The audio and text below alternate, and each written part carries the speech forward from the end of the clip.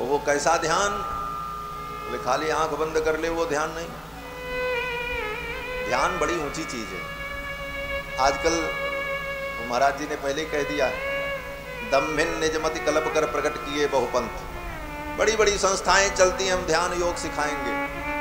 तुमको पता ही नहीं है ध्यान योग क्या है। केवल आंख बंद कर लेने से कोई ध्यान और नहीं होता। ध्यान क्या है? बोले अष्टांग योग में ध्यान 6वीं सीढ़ी है।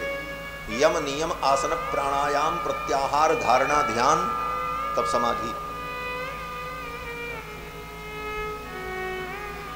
अष्टांग योग में उस योग के माध्यम से जाकर के जब व्यक्ति ध्यान में स्थिर हो जाता है तब उसे समाधि लग जाती है।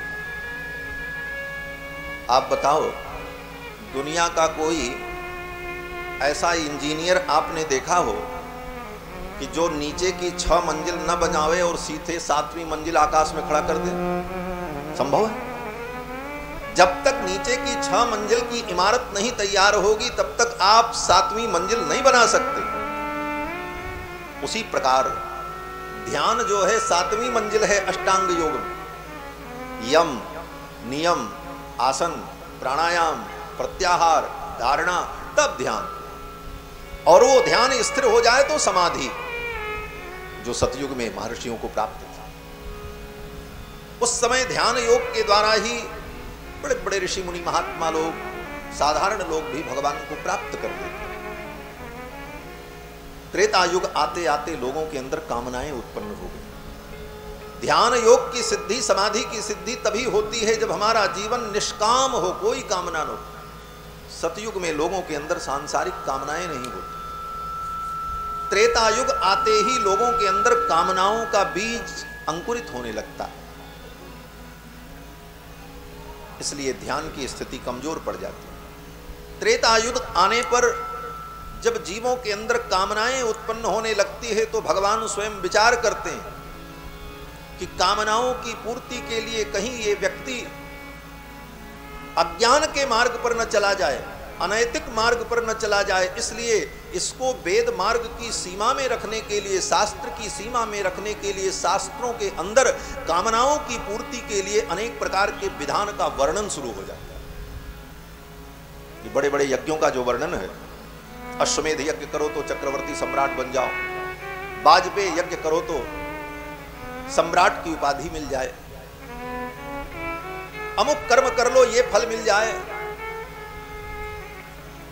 अमुक यज्ञ करो, अग्निहोत्र करो, स्वर्ग की प्राप्ति हो जाए। इन कामनाओं की पूर्ति के लिए मार्ग से भटककर अधर्म के मार्ग पर न चले जाएं, इसलिए शास्त्र की सीमा में रह करके शास्त्र के द्वारा उनकी कामनाएं। तो त्रेता युग आते आते कामनाओं की पूर्ति में लग करके जीव भगवान से दूर होने लगता है।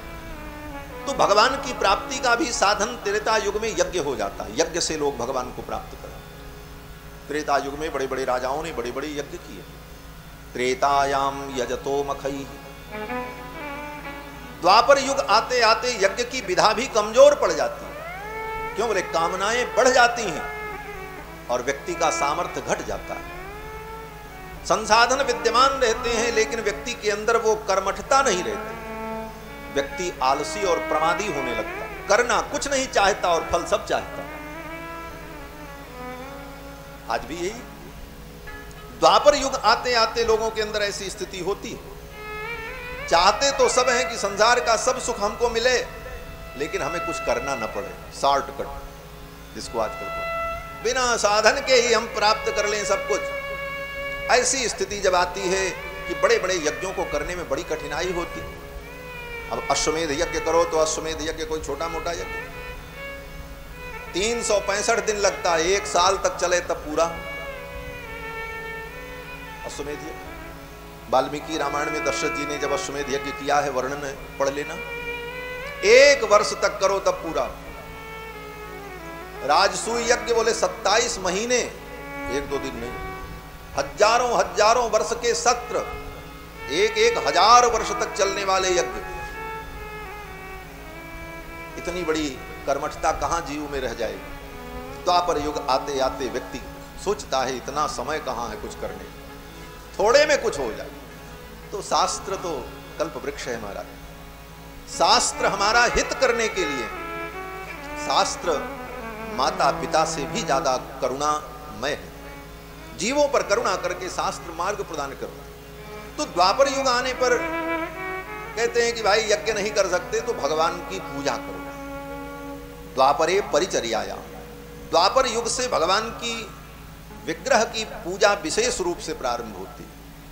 अन्य युगों में भी भगवान की पूजा होती है, लेकिन द्वापर में विशेष रूप से भगवान की पूजा आराधना में लोग लगकर अपनी कामनाओं को पूरा करते हैं। लेकिन कलयुग आने पर उसमें भी आलस्य और प्रमाद हो जाता है। 2 घंटे पूजा नहीं कर सकते, अपनी ही पूजा नहीं कर पाते, 10 बजे तक स्नान ही नहीं होगा। हाँ। रात के 2 बजे तक मोबाइल चलाओ और सवेरे 10 बजे तक सो। दिनचर्या ऐसी अव्यवस्थित, उसको किसी योग की सिद्धि नहीं होती। गीता में भगवान कहते हैं किसी योग में तुम अगर लगते हो, चाहे ज्ञान योग हो, कर्म योग हो, भक्ति योग हो, निष्काम कर्म योग हो, किसी योग में अगर आप सफलता प्राप्त करना चाहते हो तो सबसे पहले आपको अपनी दिनचर्या व्यवस्थित करनी है। युक्ताहार विहारस्य युक्त कर्मस्य चेष्टसु युक्त स्वप्नावबोधस्य योगो भवति दुःखः। वेद व्यास जी कहते हैं, भगवान श्री कृष्ण गीता में कहते हैं कि युक्ताहार विहारस्य, युक्त समय पर, नियत समय पर आहार करो, नियत आहार करो। कुछ भी खाओ और सोचो योग हो जाए, नहीं होगा। सवेरे से शाम तक होटलबाजी करो और कहो हमारा भक्ति योग सिद्ध होगा, कदापि नहीं होगा। आहार पर जब तक नियंत्रण नहीं हो, आहार शुद्धौ सत्व शुद्धि, सत्व शुद्धौ ध्रुवा स्मृति, वेद का वाक्य। तो युक्त आहार, उचित आहार और उचित समय पर, युक्ताहार विहारस्य, और हमारा विहार भी युक्त हो। संसार के विषयों का जो भोग है वह भोग भी समुचित और समय पर हो, मनमाना न हो। युक्ताहार विहारस्य युक्त कर्मस्य चेष्टसु, युक्त कर्म में हम लगे रहे, हमारी चेष्टाएं भी युक्त हों। और युक्त स्वप्नावबोधस्य, युक्त समय पर हम सो जाएं और युक्त समय पर जग जाएं। तब क्या होगा? बोले योगो भवति दुःखः, तब योग तुम्हारे दुख का हरण करने वाला होगा, तब योग में सफलता मिलेगी। नहीं तो एक भी योग सफल नहीं होगा। घसल्ली बन के करते रहो जीवन भर, होना जाना कुछ नहीं। अपने मन को संतोष होगा कि हम कुछ कर ले रहे हैं, लेकिन होना कुछ नहीं। पक्की बात है, एकदम पक्की। तो कलयुग आने पर ऐसी स्थिति हो गई, तो इस स्थिति में जीव का कल्याण कैसे हो? तो वेद व्यास जी कहते हैं कलौ तद हरि कीर्तनात्, सतयुग में यज्ञ करने का जो फल, त्रेता में सतयुग में ध्यान का जो फल, त्रेता में बड़े बड़े यज्ञ करने का जो फल, द्वापर में भगवान की सविध सहस्त्रोपचार पूजा करने का जो फल, कलयुग में भगवान का नाम लेने से वो फल प्राप्त हो। इतनी सुविधा हो गई। इस युग में आप भगवान का नाम जितना ले सको, राम ही सुमिरीय गाय राम ही, भगवान का नाम जपते रहो। और नाम जप में कोई नियम भी नहीं। भाय कुभाय अनख आलसहू, नाम जपत मंगल दिशि दसम। भाव से कुभाव से कैसे भी राम जी का नाम जपो, कल्याण हो जाए। भागवत में तो अजामिल के प्रसंग में पूरी यही बात ही कही गई। सांकेत्यम परिहास्यम वा स्तोभम हेलन में होगा। संकेत में भी भगवान का नाम ले लो तो भगवान का नाम कल्याण कर दे। परिहासम वा, परिहास में भी भगवान का नाम ले लो, कल्याण। भगवान का नाम कैसे भी लिया जाए। भाय कुभाय अनख आलसहू, नाम जपत मंगल दिशि। ये भगवान के नाम की महिमा। और तो और नाम की तो इतनी महिमा है महाराज, दुनिया में कोई भी मंत्र हो, अगर वो उल्टा पढ़ो तो उसका फल भी उल्टा ही हो जाएगा। लेकिन भगवान का नाम बोले उल्टा भी ले लो तो कल्याण हो जाएगा। ये नाम पुराणों में कथा है कि एक नाम, एक मंत्र भी अगर उल्टा हो जाए, मंत्र का एक स्वर भी उल्टा पुल्टा हो जाए तो अर्थ का अनर्थ हो जाता है। यथेंद्र शत्रु स्वरतोपराधार। एक स्वर के अपराध के कारण वृत्रासुर को इंद्र ने मार दिया। मंत्र बोलते समय एक स्वर गड़बड़ हुआ, फल उल्टा ही हो गया।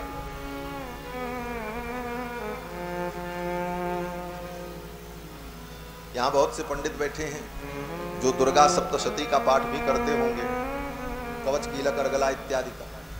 दुर्गा कवच में एक मंत्र आता है कि भार्याम रक्षतु भैरवी, मेरे भार्या की रक्षा भैरवी करे। एक कोई पंडित जी थे, उनकी पत्नी बहुत बीमार थी, दवा करने पर भी ठीक नहीं हो रही। किसी पंडित विद्वान के पास गए, बोले महाराज कोई उपाय बताओ। महाराज ने उपाय बताया, जाओ इसी मंत्र का जप करो, दुर्गा कवच का ये मंत्र है, दुर्गा रक्षा करेंगी, दुर्गा दुर्गति नाशिनी, वो दुर्गति का नाश कर देगी भगवती।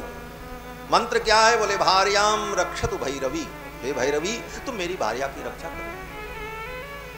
वो सज्जन ज्यादा पढ़े लिखे नहीं थे, सुन करके आए और रास्ते में आते आते मंत्र थोड़ा भूल गए, गड़बड़ा गया।